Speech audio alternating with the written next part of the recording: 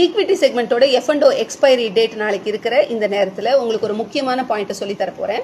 நீங்கள் ஃபியூச்சர்ஸில் ட்ரேட் பண்ணிட்டு இருக்கீங்க அப்படின்னா அந்த கான்ட்ராக்டை அப்படியே நீங்கள் ரோல் ஓவர் பண்ணிக்க முடியும். இப்போ மார்ச் மாத கான்ட்ராக்டில் உங்களோட ட்ரேட் இருக்குது அப்படின்னா அதை க்ளோஸ் பண்ணிவிட்டு திருப்பி ஏப்ரலில் ஓப்பன் பண்ணி கேரி ஃபார்வர்ட் பண்ணிடலாம். ஆனால் ஆப்ஷன்ஸில் இந்த மாதிரி கேரி ஃபார்வர்டு ஆப்ஷனே கிடையாது. நீங்கள் ஒருவேளை லாஸில் இருக்கீங்க அப்படின்னா, நிறைய கஸ்டமர்ஸ் லாஸ்ல தான் இருப்பாங்க ஆப்ஷன்ஸ்ல, இந்த மணி ஆப்ஷனா இருக்கு அப்படிங்கன்னா உங்களோட ஷேர் புரோக்கர் நேரம் சொல்லி கொடுத்துருந்துருப்பாங்க, மார்ஜின் ரைஸ் ஆகிட்டே இருக்கு அப்படின்னு அலர்ட் கொடுத்துருந்துருப்பாங்க.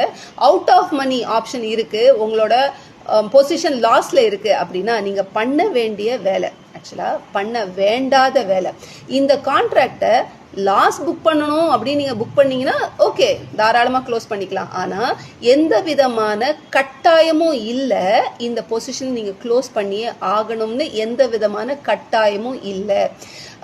50 ரூபாய்க்கு எடுத்த பொசிஷன் 20 ரூபாய்க்கு போச்சு, 10 ரூபாய்க்கு போச்சு, இப்போ 5 ரூபாய்க்கு ட்ரேட் ஆகிட்டு இருக்கு.